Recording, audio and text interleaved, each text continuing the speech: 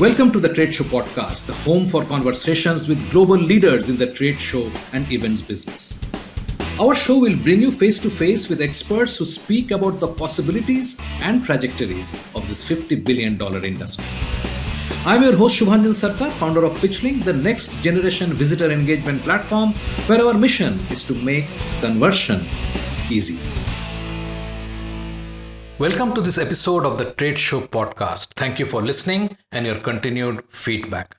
If you have suggestions or you want me to dig in with a specific guest, please write to me at shubhanjan@pitch.link or message me on LinkedIn, both links available in the show notes.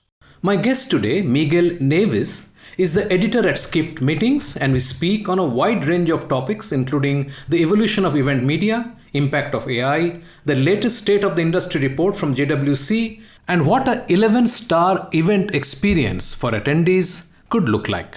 I am now paid to be skeptical, to be impartial, to almost kind of break apart what I was trying to do before, right? Because when you work in marketing, you try to put some fancy words and some concepts and explain things in a way that helps sales. And now I'm sort of, part of my job is to look at what's out there, what people are saying, and take it apart and get down to basics and really try to give our readers a very balanced view of the industry, what's going on. Miguel leads the editorial team at Skift Meetings, where he and his team passionately tell the incredible stories around the business of events.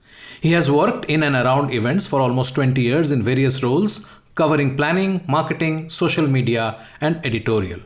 Miguel has been at the forefront of innovation in event technology and AI for more than 15 years and has closely followed the rapid evolution and impact of AI.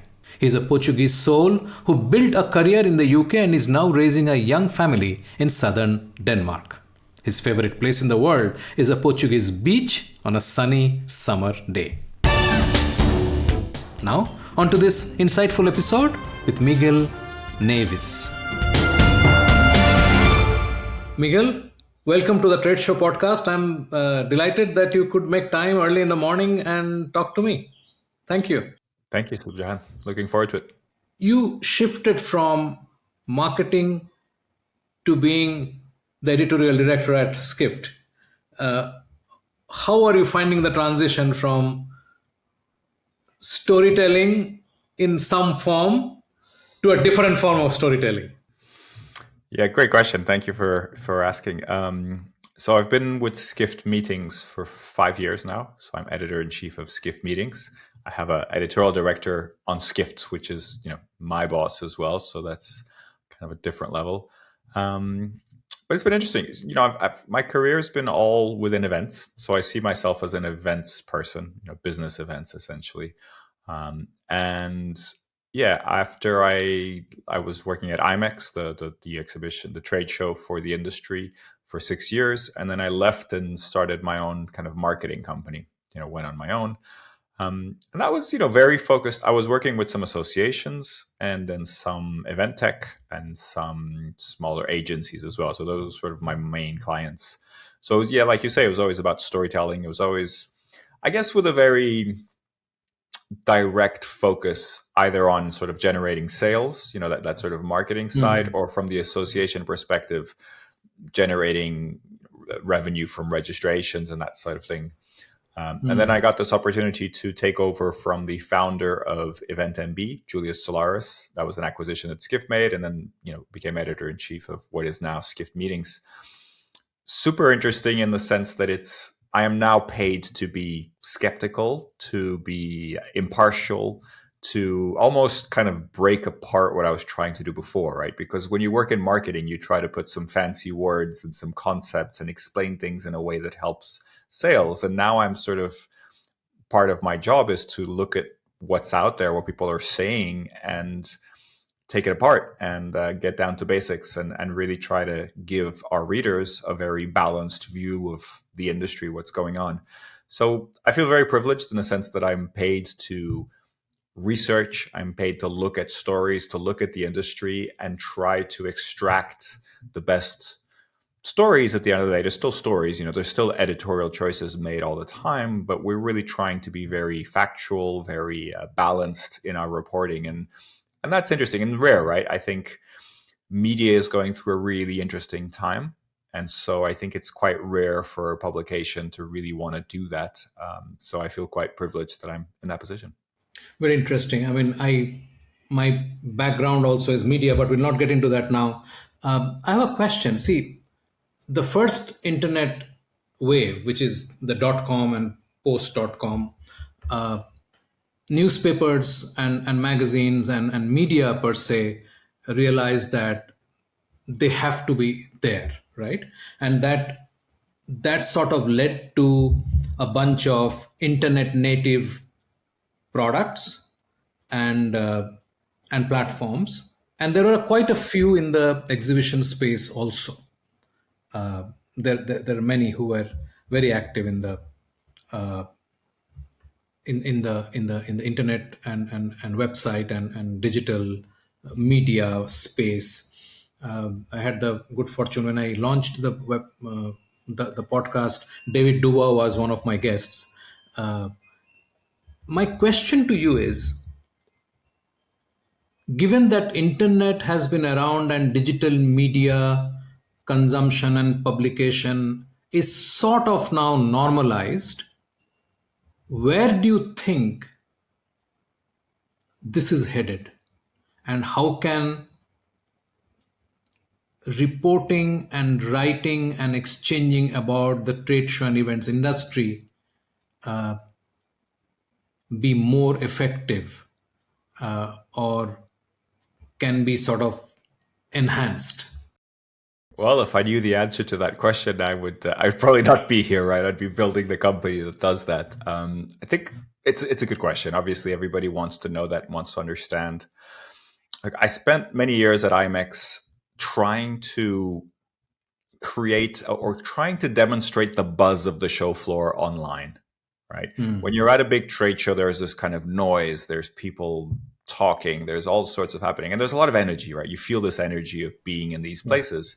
And I was always trying to kind of recreate that online or give people a taste of that.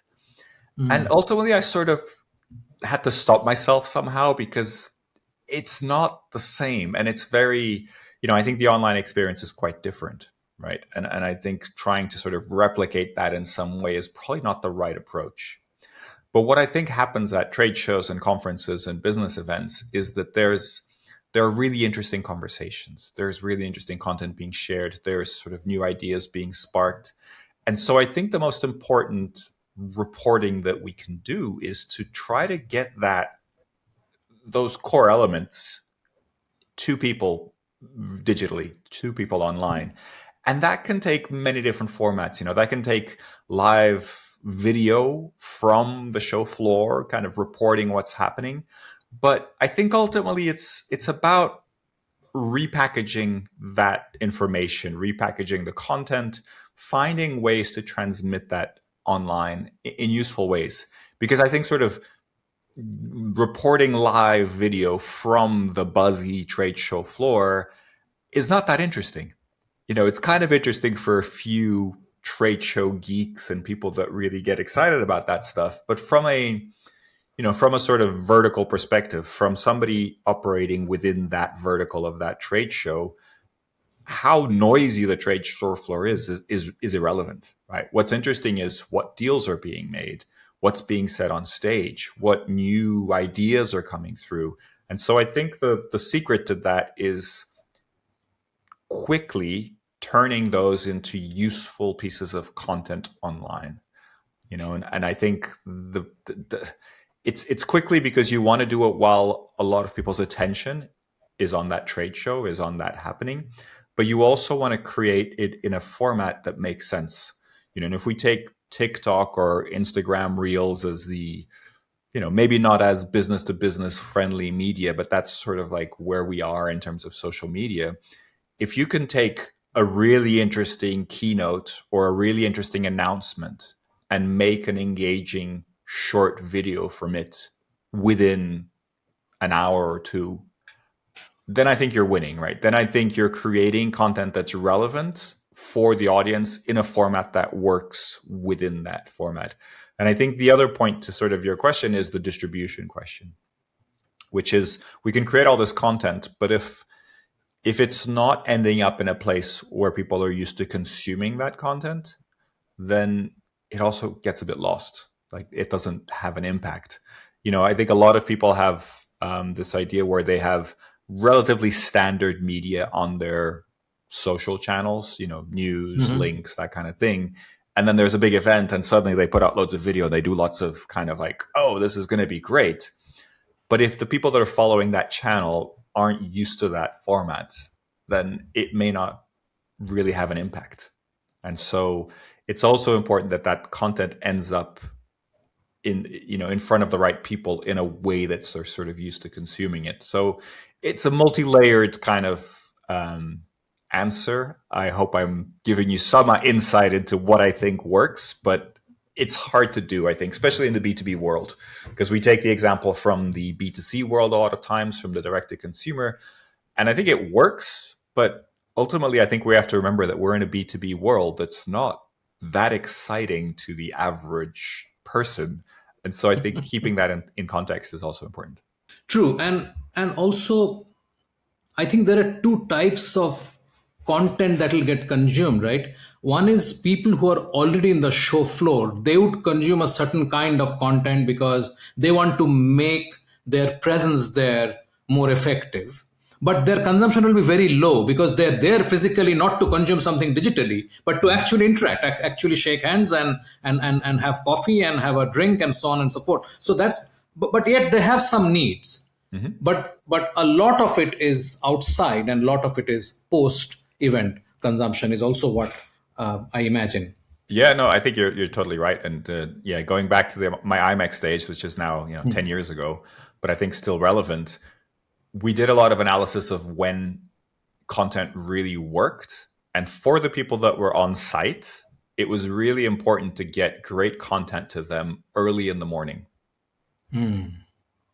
Sort of the summary of the day before, something that happened, because that's, when people are getting dressed, people are getting ready, they're catching up with news. That's when they're scrolling, and that's when they're going to respond. And they're sort of like, I guess in a way, there's more eyes on your content at that moment, right? There's a moment where there's a lot of people that are the content is relevant to them because they're at the show, but they're not busy on the show floor, right? So that's Right. sort of like 6 a.m. to 8 a.m. period, even though nothing's happening, is super important for distribution because that's when you want people to be able to consume it. That's so valuable. Yeah, wonderful. We'll shift gear. Have you had a chance to look at the GIPR report from JWC? I just hit publish on a story about their segmented rankings. So I did. Right. They won't give access to the full report to media, which is a little unusual, but they're very protective of their reports. They're Yeah, I know. 900-page reports. But Yeah. I interviewed both Kai Hattendorf and Jochen Witt a few days ago about the segmented rankings, which are super interesting. Right. I mean, in fact, I'm having a conversation with Kai right after we finish our conversation. So I'm hoping to get something out of him. So what is your observation? I mean, obviously, it makes sense if you're doing a multi-dimensional kind of framework. It gives you possibly better insights. Any additional take from you? Yeah, look, I think it's interesting. They've kind of said this is the first time that they're going this deep into different country data, right? Yeah. And I think what they're trying to do is question some of the assumptions and kind of dissect the data in different ways. I'm a little bit torn because in some ways what the results show is relatively obvious. You have this overall ranking, which is sort of like what are the countries that are doing best in terms of exhibitions. And the surprising thing there is that France is above Germany, right? That's Yeah. really interesting Yeah. because Germany is seen as this like old school country with these very big convention centers, and they have all Yeah. these fairs that are created by the convention center, very traditional model that works in sort of the German industrialization, for the last century almost, right? But that Right. model is very static and it feels like it's really not dynamic enough for the markets today.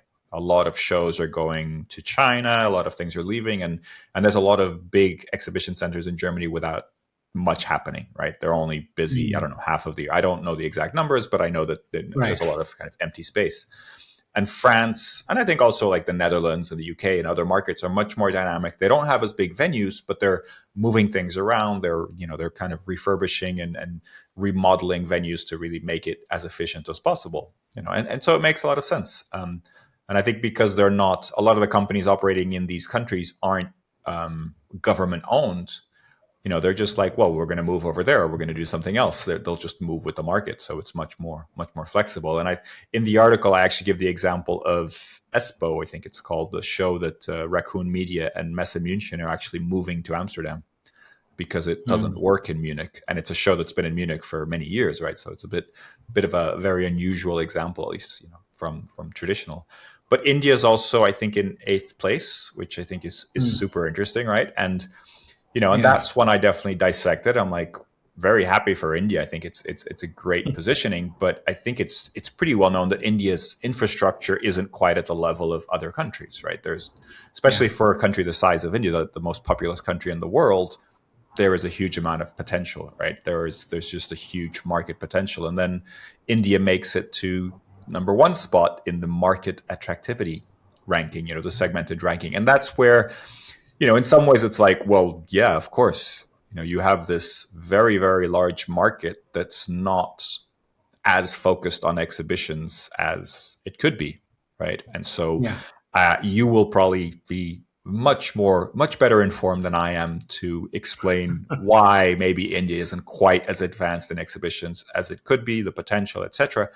But there's an obvious, huge market potential, not as many exhibitions there as possible. So it's interesting to see it in data in black and white, but it's relatively obvious. And then you have Brazil and Turkey also making that top 10. Again, BRIC countries, very big economies. I guess Turkey is not a BRIC country, but also a very dynamic, and large Yeah. economy Yeah.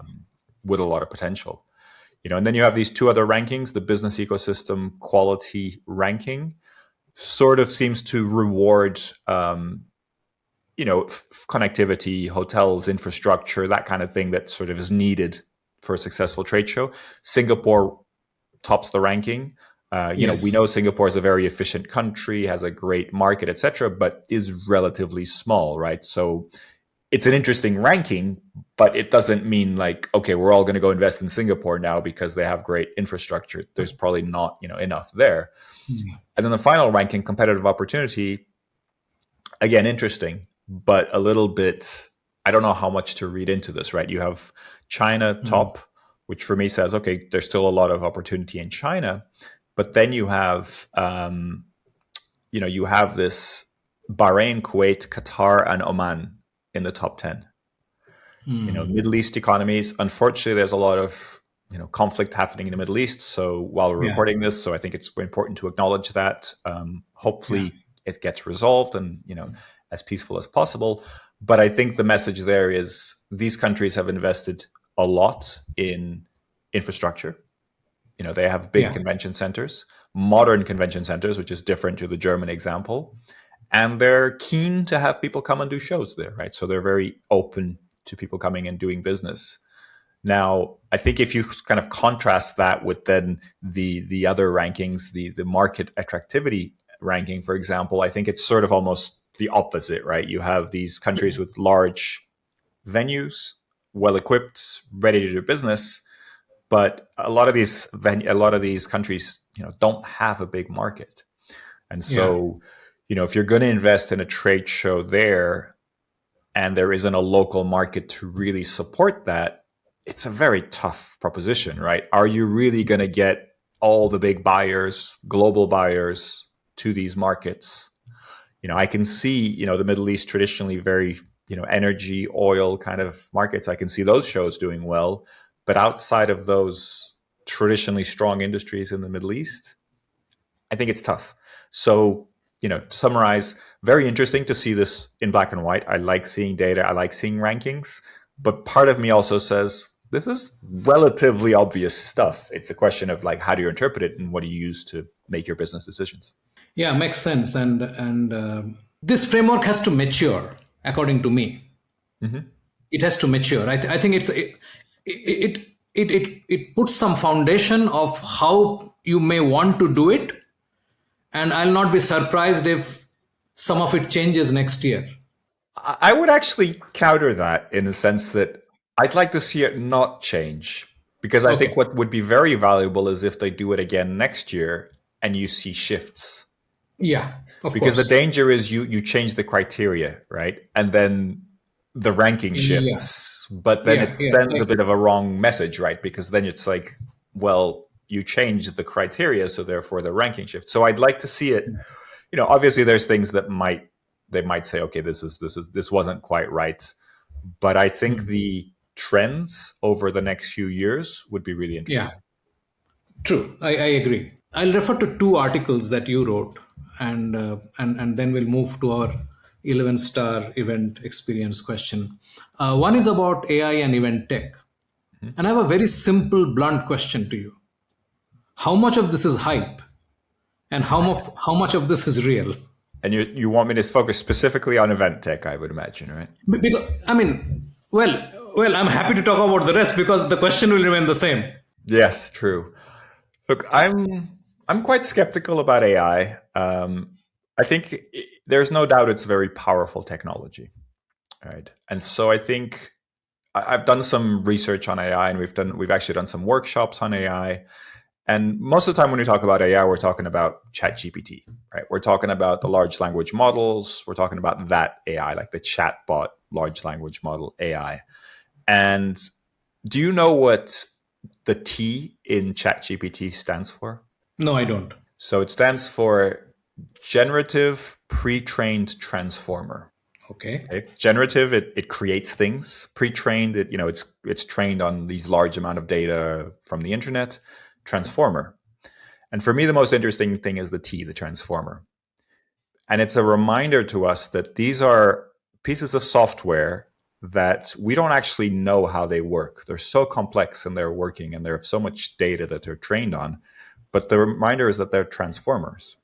So what that means is you give them an instruction, and the more complex the instruction is, the better, because it sort of like limits what it can do or gives it more idea. But it then outputs an answer. It's not a verification engine. It's not a fact checker. Like anytime a editor or writer tells me that they fact check something using ChatGPT, that's cause for disciplinary action. That's Yes. not what these things are used for. Now, I know Perplexity and ChatGPT can use the internet, so it's a little bit blended. But if you're using a pure large language model, they're not meant to fact check. They're not meant to, they're really terrible at math. If you give them a math problem, they usually give you the wrong answer, because they're transformers. They're sort of trained to give you the answer that they think you're looking for. And so, sorry for going on a bit of a loop, but why I think this is important is when you think about then applying that to event technology, I think there's some stuff that it's very good at. There's some things that it can be very good at. So, for example, for marketing, for sending emails, for creating the text for the website, for really all the promotional written content, and also image creation and video and those kind of things, great. If used with taste, carefully, and always with a human editor, I think it can really be a game changer, because you can do things way faster. It's also really good at crunching data, within the Mhm. right security features, etc. If you give it survey questions, if you give it input from registration tables, those kind of things, it can make predictions. It can say, look, based on this data, it looks like you're going here, or this is what everybody said, and therefore you have to do that. So within that, I think there's a lot of stuff already that can really move faster. And then, moving around Excel spreadsheets, anything like that, AI can really help to kind of do that. But that's not everything that we do as event organizers, right? And so I think that's where it's really important to keep things into context. There are other things like content transcription and summarization. AI is quite good at that. So that's a sort of proven use case. There's the facial recognition. I don't know if you've used those tools that recognize your face and then show you any photos that were taken with you in them. So that's really good for sort of post-event engagement, because a lot of times you see this album of photos from the event, you're always looking for the photos of yourself, right? And with True. AI, it gives you those right away, right? So that's super powerful. So there are these really proven use cases. And now I think more and more there's sort of sourcing use cases where AI can help. And this is more on the kind of conference side and event side, but AI can help you find the right destination and the right venue. And I think that part is really interesting. A little bit, I'm not completely convinced that it always works or it always gives you the right answer, but I think a lot of the searching for the right destination, the right venue takes a long time, and a lot of it is rather unstructured, right? And so that's where AI can really come in and give you some ideas. It won't replace somebody who's really knowledgeable, right? Somebody who knows what the load-in dock looks like and why that venue works and that one doesn't, right? Because that stuff, I mean, it will if that stuff is online, but that's usually kept proprietary, right? People that know Right. keep that to themselves. So the AI has no way of knowing that, right? So is it a game changer or not? Is it all hype? I don't think it's all hype, but I don't think it solves everything.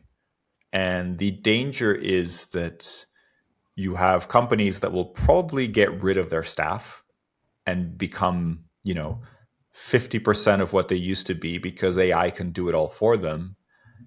And the challenge is that a lot of what AI does is wrong, right? Because again, it's a transformer. So it'll give you the answer that you think you want, and it'll make it look good enough so that you look at it and say, oh yeah, this is great. But then somebody who really knows what they're talking about looks at it and goes, this is garbage. This is just AI slop, right? And so that's the bit that I'm not sure. I think the best companies and the best processes will find ways to use the power, but bring it back into a kind of human in the loop system where you can always improve and do better. But that needs to be really well thought out. That's not something that you can just sort of automatically get AI to do. You need to create the systems. You need to make it work with you. And so I think there is a sort of, I wouldn't say exponential, but there is a definite increase in efficiency and some things that are just impossible to do without AI. But most situations, it's a sort of incremental efficiency in making, in getting to the thing that you want to a lot quicker. Yeah, absolutely. There are many points there, but we'll possibly not delve into that. I think we experimented once of getting rid of people when the pandemic happened. And we have paid a very heavy price as industry in trying to get back. Although I know the numbers are very good and we are back on our 2019 numbers and so on and so forth, which is part of the GIPR report as well. But I'm saying that making haste to get rid of people may not be a very good idea. It's time for a short break. Stay with us. After the break, I think what's happening with a lot of companies is that they're pinning it on AI, but what's really happening is they're struggling, right? And then they're kind of going, oh, we'll just use AI instead, and the stock market loves that. You have these companies. What is it? Block just announced they're going to fire 40% of their staff, I think it is, and the stock market rose like 20% or something like that. Just it's just horrible to think that people profiting from people getting fired is something that makes the markets, ignite. But I think that's short-sighted. you are listening to a Bizcast audio original. Podcasting is one of the fastest growing content marketing avenues today. We can help you exploit this largely untapped marketing opportunity. We can craft your audio strategy and leverage the wide reach and easy streaming capability that smartphone penetration provides. It is powerful and personal. Talk to us to find out how podcasting can help you build your brand and reach out to target audiences. Welcome back. I'm Shubhanjan Sarkar, your host for the Trade Show podcast and founder of PitchLink, the visitor engagement platform. Let's dive right back into the episode. Making haste to get rid of people may not be a very good idea, very, very basic level. Yeah, I mean, I think that's a bad idea all around AI, right? But Yeah, it's yeah, I think what's happening with a lot of companies is that they're pinning it on AI, but what's really happening is they're struggling, right? And yeah, then they're kind of going, oh, we'll just use AI instead, and the stock market loves that. You know, you have these companies. What is it? Block just announced they're going to fire 40% of their staff. I think it is, yeah, um, yeah. and the stock market rose like 20% or something like that. Just Hmm. it's just horrible to think that people profiting from people getting fired is something that makes the markets um, ignite. But I think that's short sighted, and I think ultimately that will be a downfall. And look, in a sort of utopian world, we all don't need jobs, and AI will do all the work for us. But I don't, I'm not here to defend everybody's jobs. I think some jobs are not great jobs, and if AI can do them for us, then I think it's fantastic. And I'm very much a realist when it comes to that. But ultimately, I think we need to also prioritize people and find good ways to use people. Yeah, I guess that's what leadership is about, right? Absolutely. Yeah, and I think it's the leaders that are going to prevail are the ones that are going to find a way forward, right, without just Yeah, getting rid of people. Who are you going to lead? Are you going to just lead the AIs? yeah, and you said something very, very critical, I think, and we may miss that most of the companies who are in haste to do this are really not doing very well. So it is sort of their sort of clinching at, okay, this will help us move the stock market number a bit, and let's just go and do it. And anyway, it's 1,000 people. Who cares? Yeah, Anyway. dangerous times. Dangerous times, yeah, in more ways than one. uh, okay. The second article is about Jordan Lacey, and you profiled her, and I said, as admittedly I have not read through the entire article, talking about Gen Z coming into leadership positions. And I was mentioning to you that I had a very interesting chat on this podcast with Dr. Corey Similar, who is a global expert on Gen Z. So, what's your take on Gen Z with reference to this article on Jordan? Yeah, Jordan is one of our Skift Meetings Advisory Council members, and she's a young, very talented planner, and she's been on stage quite a bit as sort of the Gen Z planner, right? So I think she takes a lot of credit there, and credit due to her, absolutely. Um, I think the Gen Z conversation is super interesting because we're actually preparing quite a lengthy report on that, which will be out in mid-April. But my feeling on Gen Z is that they get scapegoated a lot. And I think a Mm, lot of what I see about Gen Z comes from people from other generations. And I think there's a lot of stereotyping and sort of assumptions of what Gen Z wants and how they act different and how they're digital natives and how they're, I don't know, maybe even AI natives at this point, like all these different things. But for me, what it really comes down to is designing events or designing experiences that work for everybody. For me, it's more about universal design than figuring out what Gen Z wants, right? Because, okay, if you're running an event that's just for very young people, Gen Z, okay, fine. Then absolutely focus on what Gen Z wants and do that. But for most of us, we're running events with multi generations, right? yeah, And we have teams with multiple generations on them, right? And so I think it's really important to do things in a really holistic way. One of the things that comes out a lot is that Gen Z won't do overtime, or they won't work hard, or they won't do all these things, or they won't stand for boring events. They'll revolt. And then I think, you know what? I think most people don't want boring events, right? They want exciting events. They want stuff happening. They've just been conditioned and they've gone to so many events that are just boring that they sort of think that that's normal. So, rather than punish Gen Z because they're revolting at, these events, I think it's great if they turn around and say like, I'm not going to come to this event. This sounds really boring. Yeah, I think that's great. And I think that other generations should probably also do the same, or at least acknowledge that they also don't want to sit in a dark room for 6 hours and be talked at. That's not somebody's idea of a good time. I know that, in medical meetings, people can get really excited about things happening on stage and they will happily sit for 6 hours in a dark room. But in general, that's just a bad way to communicate. There are better ways of communicating and engaging people than doing that to people.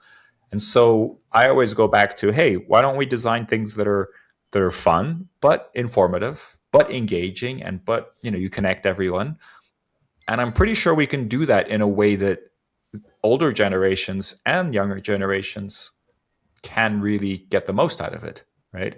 So absolutely, I think it's very important to be aware of different generational stereotypes, but I think a lot of times they're just stereotypes. I don't know if you've ever heard of David Allison, maybe somebody to have on your podcast. He Okay. created a thing called value graphics. He basically says that all the generational stereotypes are just, they don't work, and that people within the same generation only have about, I think he says something like 10 or 20% of the same values.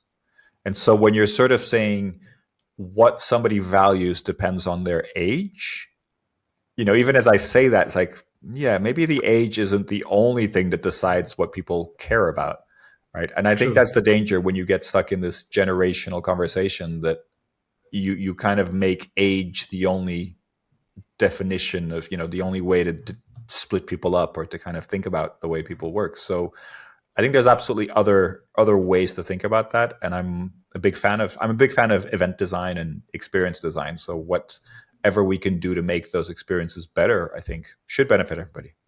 Absolutely, this is great, and that gives us a nice segue to go into uh, our next idea that we wanted to talk about. Yep. So, when I wrote to you, Miguel, you remember that I was referring to this Brian Chesky interview, which he had given to Reid Hoffman many years back when they started the Masters of Scale podcast. And he's talking about this whole thought experiment that they did at Airbnb about what is a one-star experience and what could be potentially a 11-star experience, right? Yep. And that sort of came back to me for some reasons, and I thought that it would be interesting to do this thought experiment with thought leaders like you who are basically invested in the industry and thinking about it, and actually imagine what's a 1-star event and what's a 11-star event for the attendee. Of course, I mean there are two parts, right? One is the attendee and the exhibitor. But today, let's focus on the attendee and imagine what, according to you, would be a 1-star, and then two, three, four, whatever numbers you want to take. Yeah, I think, and you want to go particularly for exhibitions, right? So the exhibition And experience. trade shows, yes. Yeah, trade Yeah, shows. where attendees are coming to engage with exhibitors as well as, not conferences, if that's your question. Yeah, yeah, that's what I mean. I mean, well, I mean, if you feel free to talk about it, but I think my core thought was about trade Yeah. shows. I think if we think of the 1 star as sort of the worst possible experience, I think it starts from discovery, Mm. finding about the events. Some events are really hard to find out about. Booking, registration, booking, long registration sites, not mobile friendly, difficult payments, finding out information about how to book your hotel. All these kind of things are very important and sometimes overlooked, like easily overlooked. So making that, finding out about the trade show, the exhibition, understanding who's going to be there, making sure there's that business case, booking, doing all those things, then finding out how to book meetings with the people that are coming. Some shows are, appointment based, some are not, but whatever is the best way to connect people. And depending on different data regulations and how it all works, can you search whatever? There's lots of different variations of that, but making it so that it's easy to do, even with whatever restrictions, I think is super important. And that's, I guess, if you want to do the 1 star and 11 star version, 1 star is obviously none of that works, and I don't know, they have to pick up a phone to register. I don't know, like I think I don't know how bad the experience can be, but I know that some, judging from websites and judging from people's experiences, a lot of them are in places they don't necessarily want to go to. You get charged a lot for your hotel. You get charged a lot for food because you're in a place that you can't really get anywhere else. So it's tough. The 11 star would be a great website that works well, easy to understand what the event's about, where people are going to be, how people are going to flow around. Booking is easy. So I think from the sort of pre-event, I think that's the 11 star. If you really want to go extreme for the 11 star, I guess a concierge kind of service. I think a lot of websites, going back to the AI question, are adding an AI chatbot that is supposed to help you do all this. My personal experience is a lot of times I don't want the chatbot. I actually prefer a well-designed website where I can search for myself. Because sometimes some websites are like not very easy to find information, but then they have an AI chatbot that's supposed to sort of tell you what you need. And when it works, it's actually pretty cool. But when it doesn't, I sort of want to have that safety of being able to find it myself, right? Or being able to just look through an agenda or a show floor map, that kind of thing.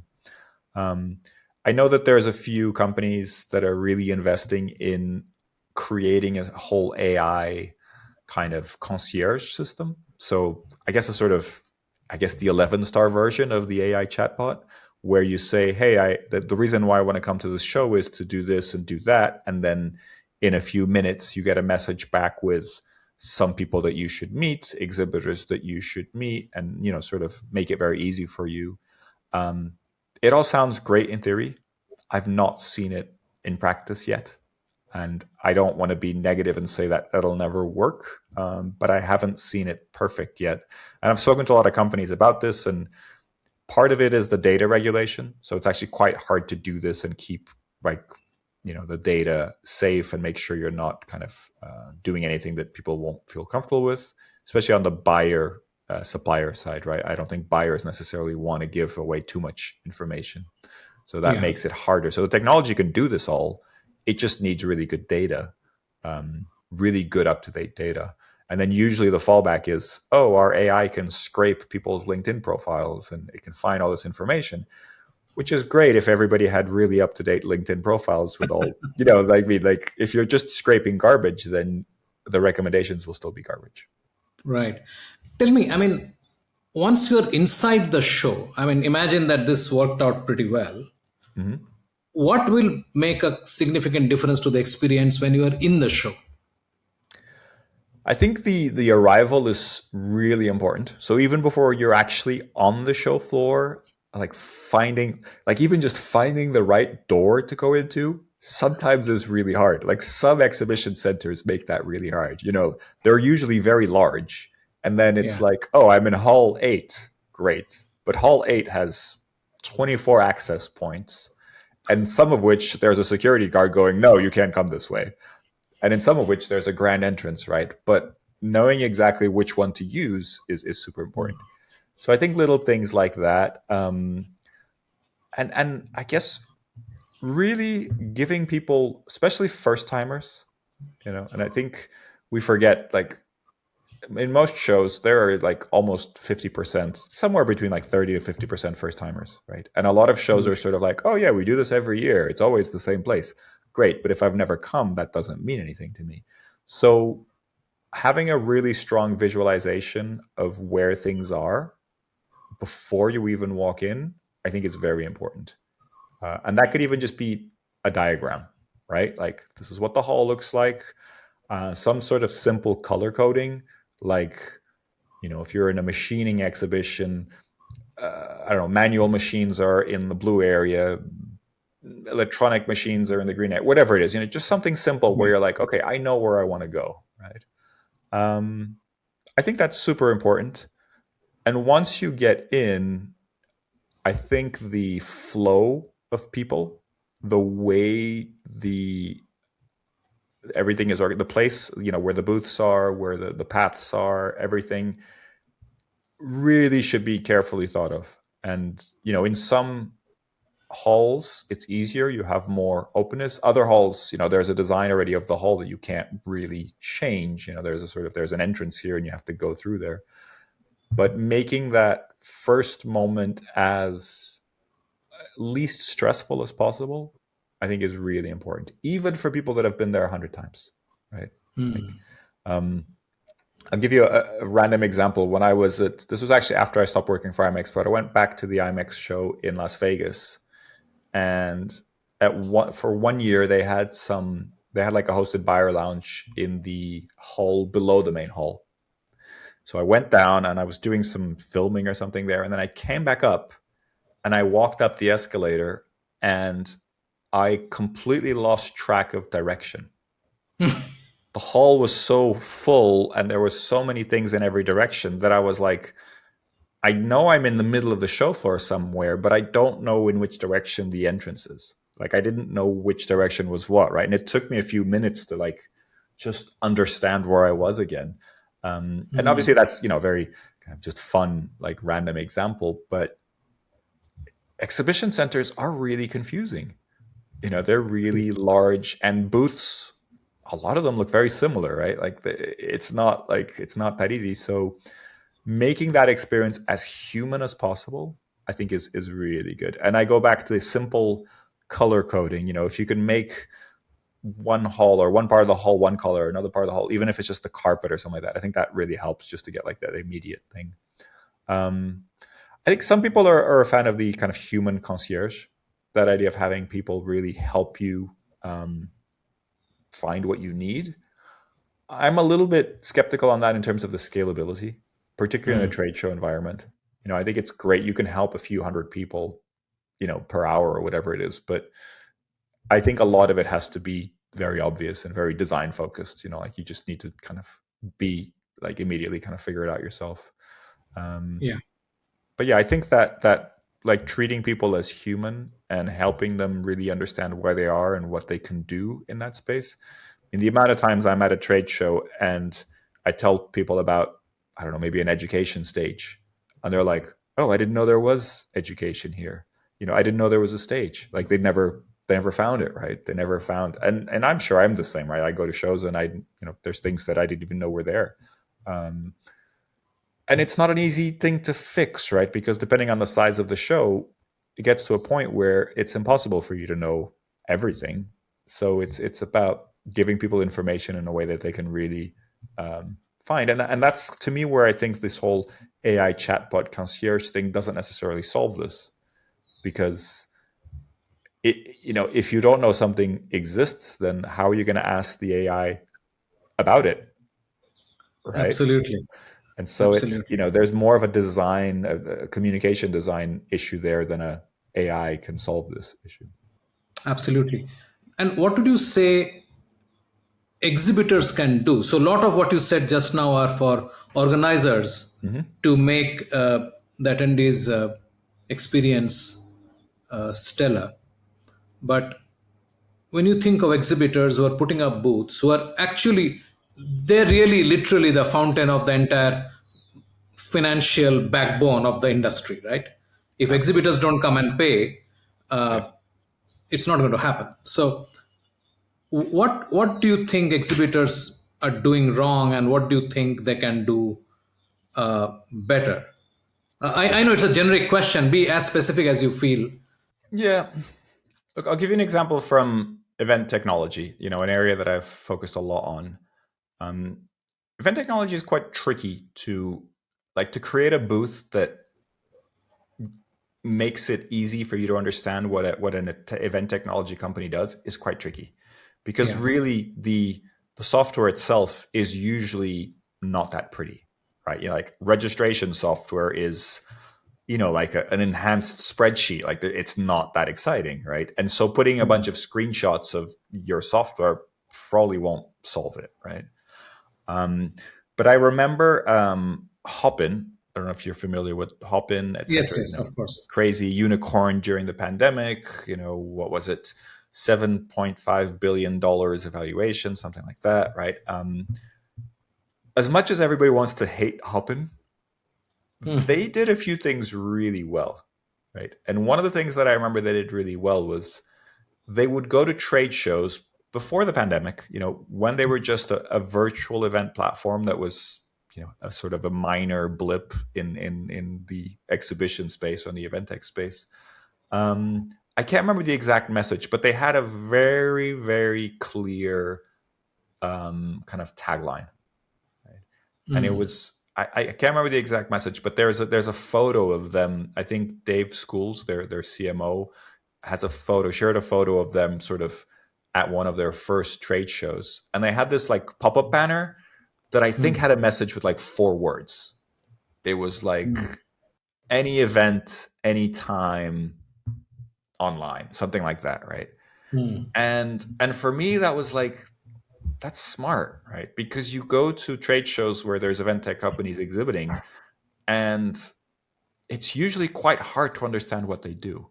And I do this a lot. I go to a lot of trade shows that have, event tech areas or dedicated event tech shows.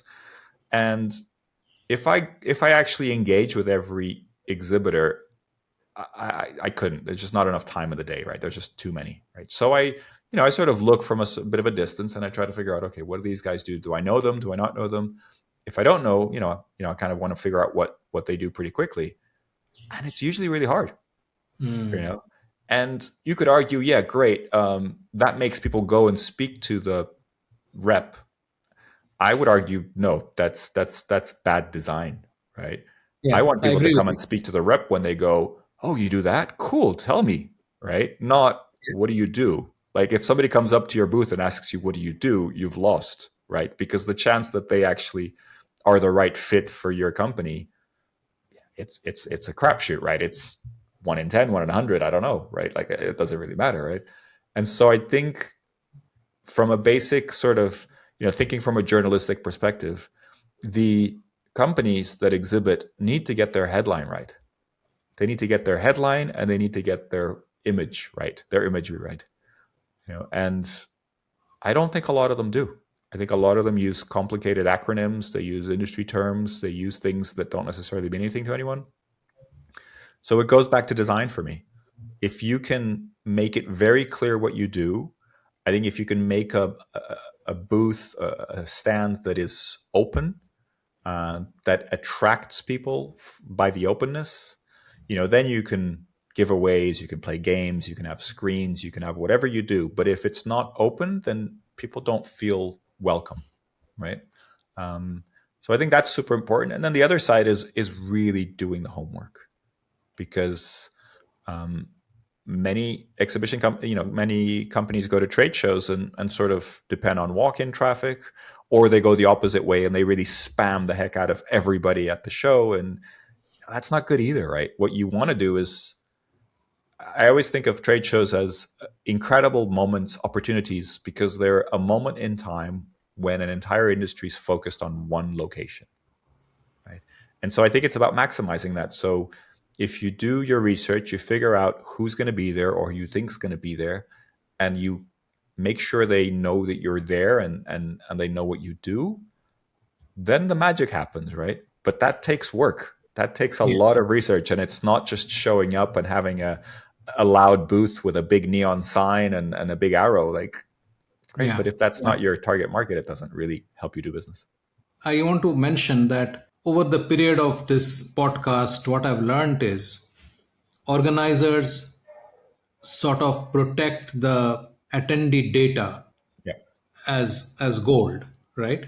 Because that's their mainstay. That's what they're dangling in front of the exhibitor to bring them in. Mm-hmm.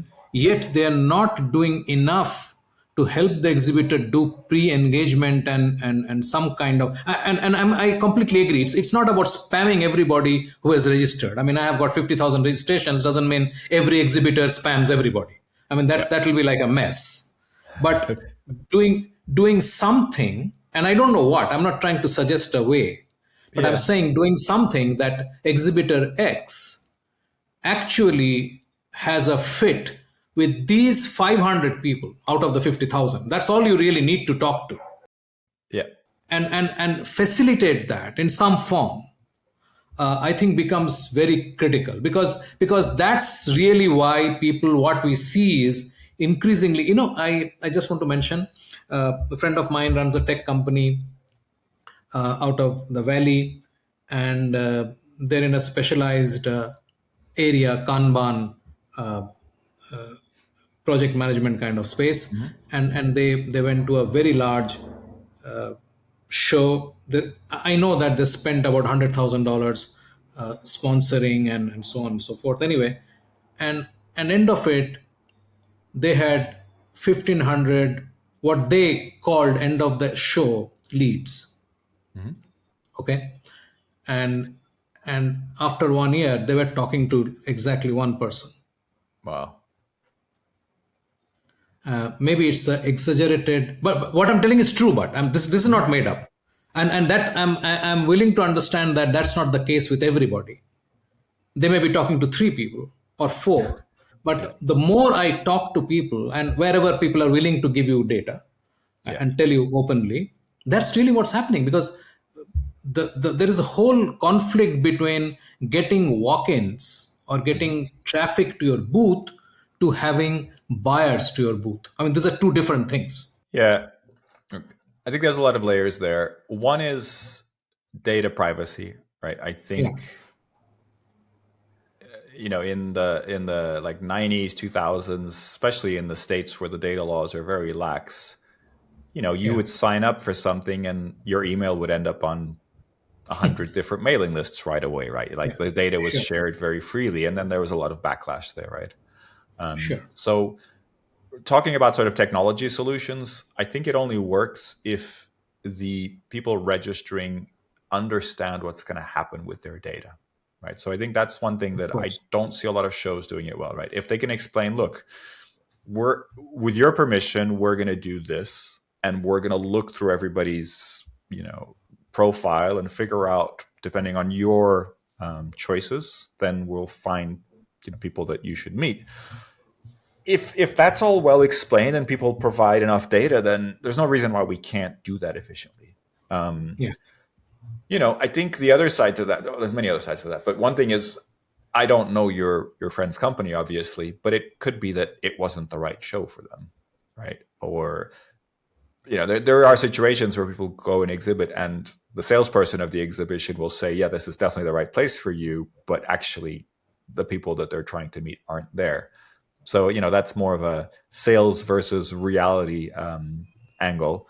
But I think that the most important thing is, with AI and with scraping and all this technology out there, if you're going to a trade show to get a leads list, then it's a waste of money, right? Because you yeah, can do that online for almost no money, right? It doesn't mean that those people will reply to your emails when you email them, but you can find their email addresses pretty easily these days, right?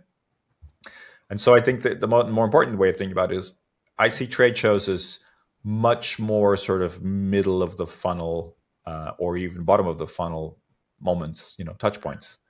So when you're at a trade show, I think it's fine if you're not meeting thousands of people. I think the important thing is that you meet with people that are the right fit, and really have interesting conversations, right? And really, yeah, and also, I think a lot of times what we're seeing in some research, I think Freeman put out some research about this, which I think is quite interesting, is that a lot of buyers want to speak to the technical people. mm, Traditionally, buyers meet salespeople, right? But a lot of times, buyers actually want to ask some really hard questions that salespeople don't necessarily have the answers to. correct. And so that changes the dynamic a bit, because it's not top of funnel anymore. If it was top of funnel, the salespeople would be fine. But if you're Yeah, actually having very in-depth conversations, you need people that understand the product really deeply. And so I think the who's attending trade shows is shifting, and I think the strategy around the exhibitors needs to shift as well, so that they can make the most of it. PitchLink makes buying easy by enabling high quality engagement between buyers and sellers. Through its presentation and discussion modules, sellers create customized sales narratives using sales collaterals and personal videos, and reach out to prospects through a non intrusive, buyer qualified engagement process. Pitchlink requires no installation or download, contains and manages the entire repository of sales collaterals and buyer-seller conversations. Talk to us to know more about how you can engage with customers without interruption.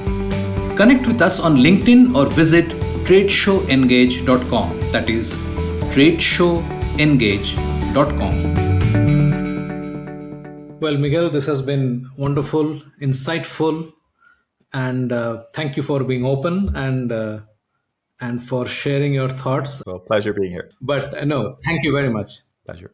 We have a fantastic lineup over the next couple of episodes featuring great conversations on engaging your booth visitors and maximizing your ROI from your trade show investments. Subscribe in your favorite podcast app so you do not miss a single episode. Thanks for listening. Thank you for being with us today on the Trade Show Podcast, the podcast of record for the trade show and events industry. Here we talk to movers and shakers of the $50 billion trade show industry and identify ideas, challenges, tactics and strategies to leverage the first-party intent inherent in the trade show business. We hope this conversation helped inform and motivate as we all navigate a rapidly changing business environment. For us, these are enlightening conversations enriched with knowledge and expertise. We encourage you to go out and implement some of the ideas we discussed today. We hope to have you with us again in the next exciting episode of the Trade Show Podcast. If you liked what you heard, subscribe to the show in your favorite podcast platform like iTunes, Google Play, Spotify, or wherever else you get your podcast from, and give us a rating while you are at it. This is a Bizcast original podcast and is produced for Pitchlink, the next generation visitor engagement platform where our mission is to make buying easy. Hosted by Shubhanjan Sarkar and produced by Rajiv Aditya. See you next time and have a wonderful day.